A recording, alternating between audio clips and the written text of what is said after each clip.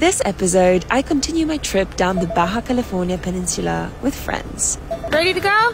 Yeah, ready to go. Yeah, vámonos! On this section, we decide to take a pretty gnarly 4x4 track to find what is apparently the most beautiful beach in the entire region.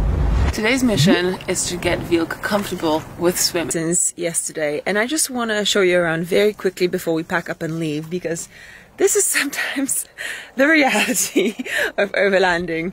It's not always neat and really nicely organized.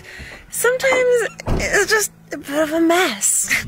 Like here, where we tried to set up a wall using blankets to separate us from the wind yesterday, including putting the surfboard up there just to block out the wind, including putting all of my junk, all of my bags out there. And then, you know, there's the dogs. So everything is always covered in sand. Right, little boy? This is the reality. So we've got about 20 miles to go until this very special secret spot. So we're gonna air down all of our tires just to make the cars a little bit smoother on this dirt track. This is one of those things, if you told me 2 years ago that I would be in the middle of Mexico deflating the tires of my 4x4 to 20 PSI, I'll be like, what's a PSI, you know? All right, all done.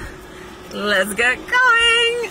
This is simultaneously one of the coolest and one of the hardest parts of living in your car. You just never know where the road will take you. You start each day with some general idea of where you think you might end up, but things don't always go according to plan, so you need to be able to adapt. I was curious whether my expectations of this spot would match the reality. This is easily one of the most beautiful, dramatic roads I have ever driven down. Extremely dangerous, but so beautiful. It feels a bit surreal to be traveling with other people on this iconic route, all of us sharing this amazing journey, because, you know, 5 years ago, I didn't even have a driver's license, and today, here we are, driving across Mexico. You know, sometimes you're on a dirt track for miles and miles and you're like, oh my god, why am I even here? Is this gonna be worth it? Well, this is one of the situations where it's most definitely worth it.